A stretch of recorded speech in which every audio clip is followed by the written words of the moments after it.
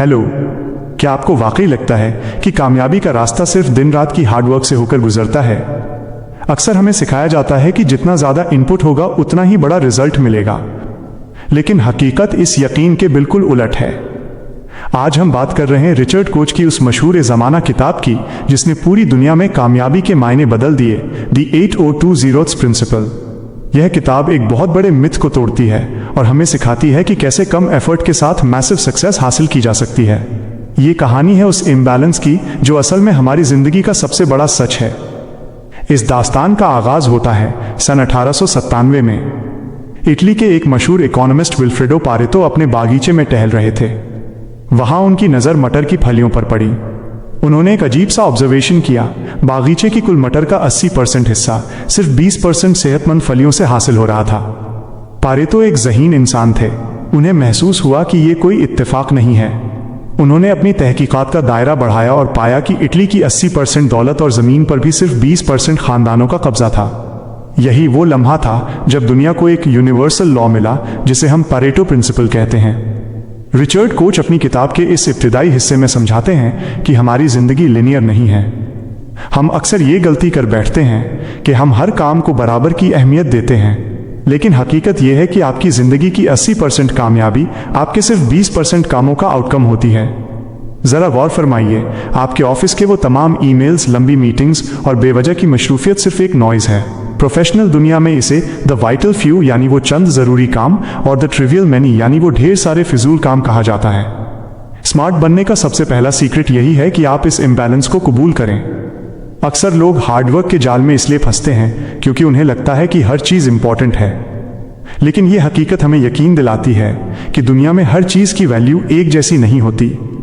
आपके 80% रिजल्ट्स आपके सिर्फ 20% क्रिटिकल एक्शन से आते हैं। चाहे वो बिजनेस हो, तालीम हो या आपकी अपनी पर्सनल लाइफ। आपकी जिंदगी का 80% तनाव उन 20% परेशानियों की वजह से है जिन्हें आपने हद से ज्यादा अहमियत दे रखी है। रिचर्ड कोच इस बात पर जोर देते हैं कि कुदरत का कानून इक्वालिटी नहीं है बल्कि इनइक्वालिटी है। जो शख्स इस राज को समझ लेता है वो अपनी एनर्जी को जाया करना बंद कर देता है। वो गधों की तरह मेहनत करने के बजाय एक स्ट्रैटेजिस्ट की तरह सिर्फ उन 20% मौकों पर हमला करता है जहां से बड़ी फतह मुमकिन हो। अक्सर हमें लगता है कि हम जितना ज़्यादा वक्त काम को देंगे उतने ही प्रोडक्टिव कहलाएंगे, लेकिन ये ओल्ड स्कूल थिंकिंग है। असली स्मार्ट वर्क ये पहचानना है कि वो कौन से चंद लम्हे या वो कौन से चंद फैसले हैं जो आपकी लाइफ का रुख बदल सकते हैं। लेकिन यहाँ एक सवाल हमारे जहन में दस्तक देता है, अगर हम ये जान भी लें कि ज़्यादातर काम फिजूल हैं तो हम अपनी थिंकिंग को कैसे बदलें? हम अपने दिमाग को उस ट्रेडिशनल मेहनत के सांचे से बाहर कैसे निकालें? हम अपनी नज़रों को इतना तेज कैसे करें कि वो हज़ारों फिजूल कामों के बीच में से उन मैजिक 20% को पहचान सकें? ये एक ऐसा मोड़ है जहां से आपकी लाइफ ट्रांसफॉर्मेशन शुरू होती है। आज हमने इस हार्ड वर्क के पर्दे को हटाकर असलियत को देख लिया है। अब हमें सीखना है उस माइंडसेट को जो हमें भीड़ से अलग खड़ा कर दे।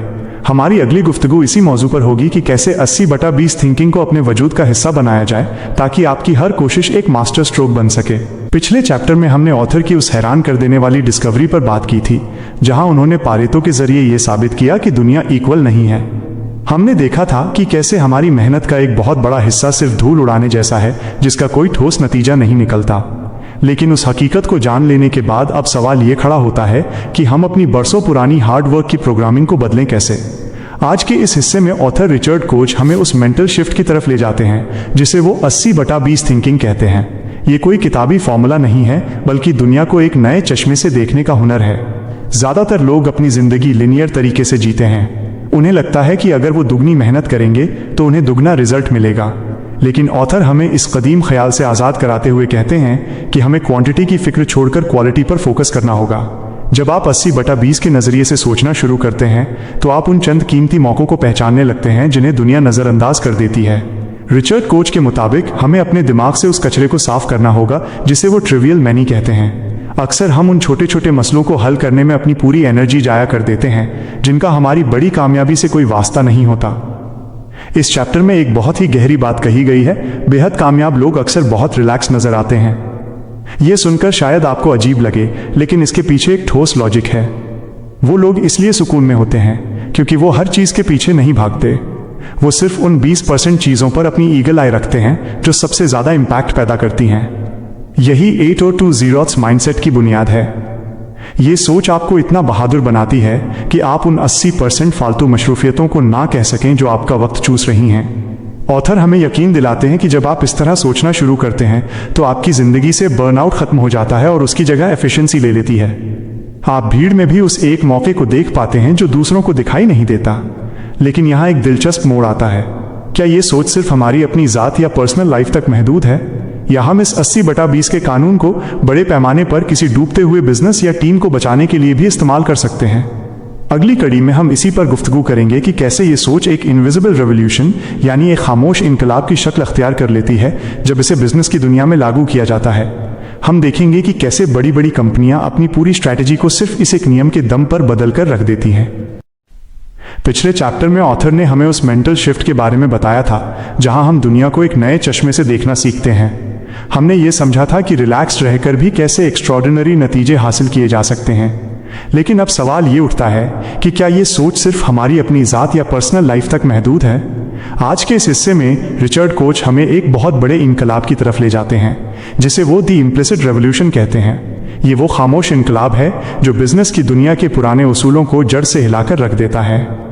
ऑथर इस चैप्टर में एक बहुत ही कड़वी हकीकत बयां करते हैं। वो कहते हैं कि ज़्यादातर बिजनेस और कंपनियां अपनी मेहनत और रिसोर्सेज को गलत जगह जाया कर रही हैं। वो हर कस्टमर को खुश करने की कोशिश करते हैं और हर प्रोडक्ट को बेचने के लिए एक जैसी जान लगाते हैं। लेकिन 80/20 का कानून यहाँ भी अपना असर दिखाता है। हकीकत यह है कि किसी भी बिजनेस का 80% मुनाफा प्रॉफिट उसके सिर्फ 20% खास क्लाइंट्स या प्रोडक्ट से आता है। बाकी का 80% काम सिर्फ नॉइज है जो कंपनी का वक्त और पैसा दोनों बर्बाद करता है। रिचर्ड कोच हमें एक स्ट्रैटेजिस्ट की तरह सोचने पर मजबूर करते हैं। वो कहते हैं कि एक कामयाब बिजनेस वो नहीं है जो सबसे ज्यादा काम करता है, बल्कि वो है जो वेस्ट को पहचानकर उसे खत्म कर देता है। इस चैप्टर का सबसे बड़ा सीक्रेट ये है कि अगर कोई कंपनी अपने उन 20% विनिंग प्रोडक्ट्स को पहचान ले और अपनी पूरी ताकत उन पर लगा दे तो उसका मुनाफा रातों रात कई गुना बढ़ सकता है। इसे ही वो इम्प्लिसिट रेवोल्यूशन कहते हैं, एक ऐसा बदलाव जो बाहर से नजर नहीं आता लेकिन अंदर ही अंदर कामयाबी की बुनियाद बदल देता है। अक्सर बिजनेस की दुनिया में कॉम्प्लेक्सिटी को बहुत बड़ी चीज माना जाता है, लेकिन ऑथर हमें सिंप्लिसिटी की तरफ लौटने की सलाह देते हैं। वो कहते हैं कि जितना ज्यादा आप अपने बिजनेस को फैलाएंगे और हर चीज में हाथ डालेंगे उतना ही आप अपनी एफिशिएंसी खो देंगे। असली रेवोल्यूशन ये है कि आप उन 80% ग्राहकों या कामों को छोड़ने का हौसला रखें जो आपको सिर्फ सिरदर्द दे रहे हैं और मुनाफा कम। ये एक ऐसी कड़वी गोली है जिसे निगलना हर किसी के बस की बात नहीं होती, लेकिन जो कंपनियां ऐसा करती हैं वो मार्केट लीडर्स बन जाती हैं। इस चैप्टर ने हमें यह साफ कर दिया है कि बिजनेस में मोर इज बेटर का फॉर्मूला हमेशा फेल होता है। असली कामयाबी लेस इज मोर में है। लेकिन यहाँ एक बहुत बड़ा सवाल खड़ा होता है, अगर हमें यह पता चल भी जाए कि हमारी स्ट्रैटेजी गलत है तो हम उसे सही कैसे करें? वो कौन सी गलतियां हैं जो बड़े बड़े बिजनेसमैन अक्सर कर बैठते हैं जिसकी वजह से उनकी मेहनत बेकार चली जाती है? अगली कड़ी में हम इसी पर गुफ्तगू करेंगे कि आखिर क्यों आपकी स्ट्रैटेजी अक्सर गलत साबित होती है। हम गहराई से जानेंगे कि कैसे अपनी प्लानिंग को 80/20 के सांचे में फिट किया जाए ताकि मेहनत कम हो और कामयाबी की ऊंचाई सबसे ज्यादा। पिछले चैप्टर में ऑथर ने हमें उस इम्प्लिसिट रेवोल्यूशन से रूबरू कराया था जहां हमने देखा कि बिजनेस की कामयाबी का राज सिंप्लिसिटी में छिपा है। हमने ये समझा कि मुनाफा बढ़ाने के लिए हर तरफ हाथ पांव मारने की जरूरत नहीं, बल्कि सिर्फ उन चंद विनिंग प्रोडक्ट्स पर फोकस करना काफी है जो वाकई रिजल्ट दे रहे हैं। लेकिन अब एक बहुत बड़ा और चुपता हुआ सवाल सामने आता है, अगर ये सच इतना ही साफ है तो फिर दुनिया की ज्यादातर कंपनियां और समझदार लोग अपनी स्ट्रैटेजी में फेल क्यों हो जाते हैं? आज के इस हिस्से में रिचर्ड कोच इसी कड़वी हकीकत को बेनकाब करते हैं जिसका उन्वान है why your strategy is wrong. Author इस चैप्टर में बड़े ही बेबाक अंदाज में कहते हैं कि आपकी स्ट्रैटेजी गलत होने की सबसे बड़ी वजह यह है कि आप एवरेज के जाल में फंसे हुए हैं। ज्यादातर बिजनेस अपनी परफॉर्मेंस को एवरेजेस में नापते हैं, जबकि 80/20 का कानून कहता है कि असलियत हमेशा किनारों पर छिपी होती है। जब आप अपनी पूरी कंपनी के खर्चों और मुनाफे को एक साथ जोड़कर देखते हैं तो आप उन 20% हिस्सों को नहीं पहचान पाते जो वाकई आपको अमीर बना रहे हैं, और न ही उन 80% हिस्सों को देख पाते हैं जो आपके मुनाफे को दीमक की तरह चाट रहे हैं। रिचर्ड कोच हमें सचेत करते हैं कि एक गलत स्ट्रैटेजी वो है जो कॉम्प्लेक्सिटी यानी पेचीदगी को बढ़ावा देती है। हमें लगता है कि ज्यादा प्रोडक्ट्स, ज्यादा मार्केट और ज्यादा कस्टमर्स मतलब ज्यादा कामयाबी, लेकिन हकीकत में यह फैलाव आपके बिजनेस की कोर स्ट्रेंथ को कमजोर कर देता है। ऑथर के मुताबिक असल स्ट्रैटेजी ये नहीं है कि आप क्या कर रहे हैं, बल्कि ये है कि आप क्या नहीं कर रहे हैं। अगर आपकी स्ट्रैटेजी आपको उन 80% फिजूल कामों और ग्राहकों से पीछा छुड़ाना नहीं सिखाती जो आपकी एनर्जी जाया कर रहे हैं, तो यकीन मानिए आपकी स्ट्रैटेजी बुनियादी तौर पर गलत है। इस चैप्टर का एक बहुत ही पावरफुल पॉइंट यह है कि कामयाबी का ताल्लुक हार्ड वर्क या वॉल्यूम से नहीं बल्कि फोकस से है। ऑथर हमें एक आईना दिखाते हुए कहते हैं कि हम अक्सर उन चीज़ों को बचाने की कोशिश करते हैं जो मर रही हैं और उन चीज़ों को नज़रअंदाज कर देते हैं जो हमें बेपनाह कामयाबी दे सकती हैं। एक सही स्ट्रैटेजी वो है जो बेरहमी के साथ उस कचरे को साफ करे जो आपके बिजनेस की रफ्तार धीमी कर रहा है। रिचर्ड कोच हमें यकीन दिलाते हैं कि जब आप अपनी स्ट्रैटेजी को 80/20 के तराजू में तौलना शुरू करते हैं तो आपको समझ आता है कि सिंप्लिसिटी ही सबसे बड़ी सोफिस्टिकेशन है। लेकिन यहाँ एक और दिलचस्प मोड़ आता है। अगर पेचीदगी यानी कॉम्प्लेक्सिटी इतनी ही खतरनाक है तो हम सिंपल कैसे बने? वो कौन सा जादुई तरीका है जिससे हम अपने बिजनेस और काम को इतना आसान बना दें कि कामयाबी खुद ब खुद हमारी तरफ खींची चली आए? अगली कड़ी में हम इसी पर गुफ्तगू करेंगे कि आखिर क्यों सिंपल इज ब्यूटीफुल। हम जानेंगे कि कैसे पेचीदगी को खत्म करके और सादगी को अपनाकर आप अपने कंपटीशन को मीलों पीछे छोड़ सकते हैं। पिछले चैप्टर में ऑथर ने हमें एक बहुत ही कड़वा आईना दिखाया था कि आखिर क्यों हमारी स्ट्रैटेजी अक्सर नाकाम हो जाती है। हमने समझा कि एवरेज के जाल में फंसना और हर चीज को एक ही लाठी से हाँकना हमारी सबसे बड़ी गलती है। लेकिन उस गलती को सुधारने का रास्ता क्या है? आज के इस हिस्से में रिचर्ड कोच हमें कामयाबी के उस सबसे हसीन उसूल की तरफ ले जाते हैं जिसे दुनिया के सबसे जीनियस लोग इस्तेमाल करते हैं, सिंपल इज ब्यूटीफुल। ये चैप्टर एक ऐसी सच्चाई को बेनकाब करता है जो हार्ड वर्क के पैरोकारों को हैरान कर देगी। ऑथर इस चैप्टर में एक बहुत ही पावरफुल दलील पेश करते हैं। वो कहते हैं कि जैसे जैसे कोई बिजनेस या काम बड़ा होता है वो पेचीदा कॉम्प्लेक्स होता चला जाता है। हमें लगता है कि पेचीदगी यानी कॉम्प्लेक्सिटी कामयाबी की निशानी है, लेकिन ऑथर कहते हैं कि ये असल में एक जहर है। पेचीदगी आपके खर्चों को बढ़ाती है, आपकी टीम को कंफ्यूज करती है और आपके मुनाफे को खा जाती है। 80/20 का कानून कहता है कि असली खूबसूरती और असली मुनाफा सादगी सिंप्लिसिटी में छिपा है। रिचर्ड कोच हमें एक बहुत ही सिंपल लेकिन गहरा मंत्र देते हैं, लेस इज मोर। वो कहते हैं कि अगर आप अपने बिजनेस के उन 80% पेचीदा हिस्सों को काट दें जो सिर्फ उलझने पैदा कर रहे हैं, तो आपका बचा हुआ 20% बिजनेस इतना हल्का और तेज हो जाएगा कि उसकी रफ्तार संभालना मुश्किल होगा। दुनिया की सबसे कामयाब कंपनियां, चाहे वो एप्पल हो या गूगल, उनकी कामयाबी का राज यही है कि उन्होंने पेचीदा चीजों को आसान बना दिया। उन्होंने हजारों बेकार के फीचर्स और ऑप्शंस के बजाय सिर्फ उन चंद चीजों पर फोकस किया जो कस्टमर के लिए सबसे ज्यादा मायने रखती हैं। इस चैप्टर का सबसे बड़ा सबक यह है कि सिंपल बनना असल में बहुत मुश्किल काम है। इसके लिए आपको उन चीजों को छोड़ने का जिगरा चाहिए जिन्हें आपने बड़े चाव से बनाया था। ऑथर हमें समझाते हैं कि जब आप अपने काम को आसान बनाते हैं तो आपकी एफिशिएंसी बढ़ जाती है और आपकी कॉस्ट यानी लागत कम हो जाती है। एक सादा बिजनेस मॉडल न सिर्फ कंट्रोल करने में आसान होता है बल्कि उसे बड़े पैमाने पर ले जाना, स्केल करना भी उतना ही मुमकिन होता है। रिचर्ड कोच यकीन दिलाते हैं कि सादगी कोई समझौता नहीं है बल्कि ये अल्टीमेट सोफिस्टिकेशन है। लेकिन यहाँ एक बहुत ही प्रैक्टिकल सवाल सामने आता है। अगर सादगी ही कामयाबी का राज है तो हम अपने बिजनेस के लिए सही लोगों और सही ग्राहकों का चुनाव कैसे करें? वो कौन से 20% कस्टमर्स हैं जिनके लिए हमें अपनी पूरी सादगी और ताकत झोंक देनी चाहिए? अगली कड़ी में हम इसी पर गुफ्तगू करेंगे कि कैसे सही कस्टमर्स को हुक किया जाए, हुकिंग द राइट कस्टमर्स। हम जानेंगे कि हर ग्राहक भगवान नहीं होता और कैसे कुछ खास ग्राहकों पर फोकस करके आप अपने बिजनेस की तकदीर बदल सकते हैं। पिछले चैप्टर में ऑथर ने हमें सादगी यानी सिंप्लिसिटी की अहमियत समझाई थी। हमने ये जाना कि पेचीदगी, कॉम्प्लेक्सिटी हमारे मुनाफे की दुश्मन है और सिंपल रहना ही असल में सबसे बड़ी कामयाबी है। लेकिन सादगी का ये मतलब हरगिज नहीं है कि हम अपनी आंखें बंद कर लें। सादगी का असल फायदा तब मिलता है जब हमारी नजरें बिल्कुल सही निशाने पर हों। आज के इस हिस्से में रिचर्ड कोच हमें बिजनेस की उस सबसे बड़ी हकीकत से रूबरू कराते हैं जिसे अक्सर लोग नजरअंदाज कर देते हैं, hooking the right customers. Author इस चैप्टर में एक बहुत ही रेवोल्यूशनरी बात कहते हैं। वो कहते हैं कि हर कस्टमर आपके बिजनेस के लिए एक जैसी वैल्यू नहीं रखता। हम बचपन से सुनते आए हैं कि ग्राहक भगवान होता है, लेकिन 80/20 का कानून कहता है कि कुछ ग्राहक आपके लिए वरदान होते हैं और कुछ सिर्फ आपके वक्त और सुकून के लुटेरे। हकीकत यह है कि आपके टोटल मुनाफे का 80% हिस्सा आपके सिर्फ 20% वफादार और सही ग्राहकों से आता है। बाकी के 80% ग्राहक सिर्फ शोर मचाते हैं, डिस्काउंट मांगते हैं और आपकी टीम का 80% वक्त जाया करते हैं।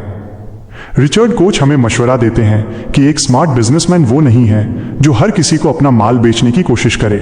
असली स्मार्ट वर्क ये है कि आप अपने उन कोर 20% कस्टमर्स को पहचानें जो आपकी सर्विस की कदर करते हैं और आपको सबसे ज्यादा मुनाफा देते हैं। ऑथर के मुताबिक आपको अपना पूरा फोकस और अपनी तमाम बेहतरीन सर्विसेज सिर्फ इन्हीं चंद लोगों के लिए कस्टमाइज कर देनी चाहिए। जब आप अपने बेहतरीन ग्राहकों को बेमिसाल वैल्यू देते हैं तो वो न सिर्फ आपके साथ जुड़े रहते हैं बल्कि आपके बिजनेस के सबसे बड़े प्रमोटर बन जाते हैं। इस चैप्टर का सबसे साहसी सबक ये है, बुरे ग्राहकों को छोड़ने का हौसला रखें। यह सुनने में शायद आपको डरावना लगे, लेकिन ऑथर कहते हैं कि वो ग्राहक जो आपकी कॉस्ट बढ़ा रहे हैं और मुनाफा कम दे रहे हैं, वो असल में आपके बिजनेस की तरक्की को रोक रहे हैं। जब आप इन रॉन्ग कस्टमर्स से अपना पीछा छुड़ाते हैं, तभी आपके पास उन राइट कस्टमर्स के लिए वक्त और एनर्जी बचती है जो आपके बिजनेस को ऊंचाइयों पर ले जा सकते हैं। रिचर्ड कोच यकीन दिलाते हैं कि सही ग्राहकों को हुक करना कोई इत्तेफाक नहीं, बल्कि एक सोची समझी स्ट्रैटेजी है। ये अपनी ताकत को सही जगह पर लगाने का हुनर है। लेकिन यहाँ एक बहुत ही प्रैक्टिकल मोड़ आता है। हमने ग्राहकों को तो पहचान लिया, सादगी को भी अपना लिया, लेकिन क्या इस 80/20 के कानून को हम अपने बिजनेस के रोजमर्रा के कामों में सीधे तौर पर इस्तेमाल कर सकते हैं? वो कौन से खास तरीके हैं जिनसे इस सिद्धांत को हकीकत में जमीन पर उतारा जाए? पिछले चैप्टर में ऑथर ने हमें एक बहुत ही डीप और कीमती मशवरा दिया था कि हर कस्टमर आपके बिजनेस के लिए जरूरी नहीं होता। हमने ये समझा कि अपने उन 20% डायमंड कस्टमर्स को पहचानना और बाकी के फिजूल शोर से अपना पीछा छुड़ाना ही असल कामयाबी है। लेकिन अब सवाल ये उठता है कि क्या ये उसूल सिर्फ कस्टमर्स तक ही सीमित है? आज के इस हिस्से में रिचर्ड कोच हमें उन प्रैक्टिकल रास्तों की तरफ ले जाते हैं जहां ये कानून किसी भी बिजनेस की जड़ें बदल सकता है। इस चैप्टर का उन्वान है the top 10 business uses of the 8020 principle. Author इस चैप्टर में हमें ये यकीन दिलाते हैं कि 80/20 का सिद्धांत सिर्फ एक थ्योरी नहीं, बल्कि बिजनेस का सबसे बड़ा वेपन है। वो 10 ऐसे खास एरियाज की बात करते हैं जहां इस कानून को लागू करके आप रातों रात करिश्मा देख सकते हैं। सबसे पहले वो बात करते हैं स्ट्रैटेजी की, जहां आपको सिर्फ उन 20% मौकों पर दांव लगाना है जहां कामयाबी के चांसेस सबसे ज्यादा हों। इसके बाद वो जिक्र करते हैं क्वालिटी का, जहां वो कहते हैं कि आपकी 80% खराबियां सिर्फ 20% वजहों से पैदा होती हैं। अगर आप उन चंद कमियों को दूर कर दें तो आपका प्रोडक्ट परफेक्ट बन सकता है। रिचर्ड कोच एक और बहुत ही इंपैक्टफुल पॉइंट उठाते हैं और वो है निगोशिएशन यानी मोल भाव। वो कहते हैं कि किसी भी डील या समझौते में 80% कामयाबी आखिरी के 20% वक्त में मिलती है। अगर आप सब्र रखें और सही वक्त पर वार करें तो आप बाजी जीत सकते हैं। इसी तरह वो मार्केटिंग और इन्वेंट्री मैनेजमेंट में भी इसी कानून का जादू दिखाते हैं। उनका कहना है कि आपकी 80% मार्केटिंग की ताकत सिर्फ 20% मैसेजेस में छिपी होती है। अगर आप अपनी पूरी एनर्जी उन सही लफ्ज़ों और सही प्लेटफॉर्म्स पर लगा दें तो आपका ब्रांड एक ग्लोबल नेम बन सकता है। इस चैप्टर का सबसे बड़ा खुलासा यह है कि हमें बिजी होने के बजाय स्ट्रेटेजिक होना पड़ेगा। चाहे वो आपकी टीम की परफॉर्मेंस हो, आपकी सप्लाई चेन हो या आपकी सर्विस की स्पीड, हर जगह वो क्रिटिकल 20% मौजूद हैं जो पूरे बिजनेस का बोझ उठाए हुए हैं। रिचर्ड कोच हमें सिखाते हैं कि एक जीनियस लीडर वो है जिसकी नज़र हमेशा उन वाइटल फ्यू चीज़ों पर होती है जो कंपनी की तकदीर बदल सकती हैं। वो कहते हैं कि आपको हर चीज़ को मैनेज करने की ज़रूरत नहीं है, आपको सिर्फ उन चंद चीज़ों को मास्टर करना है जो वाकई मायने रखती हैं। ऑथर हमें यकीन दिलाते हैं कि ये 10 तरीके किसी भी मामूली कंपनी को एक मनी मेकिंग मशीन बना सकते हैं। लेकिन इन सब बातों के बीच एक और बहुत ही बुनियादी और रूहानी डीप सच्चाई छिपी हुई है। हमने बिजनेस के बारे में तो सब जान लिया, लेकिन आखिर वो कौन सी चंद चीजें हैं जो वाकई हमें डिलीवर करती हैं? वो कौन सा वाइटल एसेंस है जो इन सब कोशिशों को कामयाब बनाता है? अगली कड़ी में हम इसी पर गुफ्तगू करेंगे कि the few things that deliver the most. हम बिजनेस की उन गहराइयों में उतरेंगे जहां हम उन चंद खास फैक्टर्स को पहचानेंगे जो इन तमाम 10 तरीकों के पीछे की असली ताकत हैं। पिछले चैप्टर में ऑथर ने हमें उन 10 प्रैक्टिकल रास्तों से रूबरू कराया था जहां 80/20 का कानून किसी भी बिजनेस की काया पलट सकता है। हमने समझा कि स्ट्रैटेजी से लेकर मार्केटिंग तक हर जगह वो जादुई 20% मौजूद हैं। लेकिन अब हम बिजनेस के उन तमाम तौर तरीकों से एक कदम और आगे बढ़ रहे हैं। आज के इस हिस्से में रिचर्ड कोच हमें उस वाइटल एसेंस यानी उस असली जौहर की तरफ ले जाते हैं जो इन सब कोशिशों के पीछे की असली ताकत है।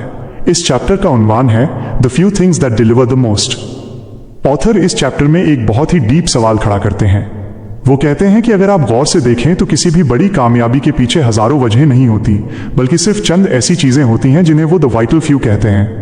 अक्सर हम अपनी पूरी जिंदगी एवरेज चीजों को बेहतर बनाने में गुजार देते हैं, जबकि असल इंपैक्ट उन चंद खास लम्हों या फैसलों से आता है जो हमारे हाथ में होते हैं। रिचर्ड कोच के मुताबिक बिजनेस और जिंदगी में कुछ ऐसी क्रिटिकल एक्टिविटीज होती हैं जिनकी वैल्यू बाकी तमाम कामों से कई गुना ज्यादा होती है।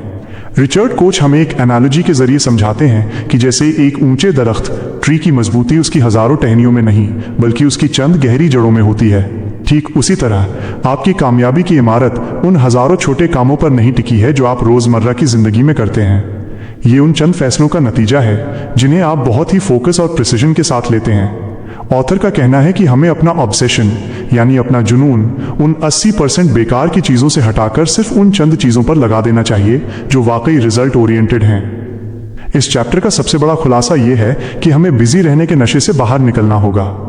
हमें अक्सर ये लगता है कि अगर हम हर वक्त कुछ ना कुछ कर रहे हैं तो हम तरक्की कर रहे हैं, लेकिन रिचर्ड कोच कहते हैं कि ये एक प्रोडक्टिविटी ट्रैप है। हकीकत में दुनिया की 80% वैल्यू सिर्फ 20% की एसेट से पैदा होती है, चाहे वो आपकी टीम के वो चंद स्टार परफॉर्मर्स हों या आपकी स्ट्रैटेजी का वो एक खास हिस्सा। आपको उन वाइटल फ्यू को ढूंढकर उन्हें अपनी पूरी ताकत देनी होगी। रिचर्ड कोच हमें यकीन दिलाते हैं कि जब आप इन चंद खास चीजों को पहचान लेते हैं तो आप हार्ड वर्क के बोझ से आजाद हो जाते हैं। आप एक ऐसी दुनिया में कदम रखते हैं जहां कम मेहनत और ज्यादा सुकून के साथ बेपनाह कामयाबी मुमकिन है। लेकिन यहां से कहानी एक बहुत ही पर्सनल मोड़ लेती है। हमने बिजनेस के बारे में जान लिया, स्ट्रैटेजी समझ ली और उन वाइटल फ्यू चीजों को भी पहचान लिया जो मुनाफा देती हैं। पर क्या होगा अगर हम इसी कानून को अपनी अपनी सबसे कीमती चीज पर लागू करें, यानी हमारा वक्त।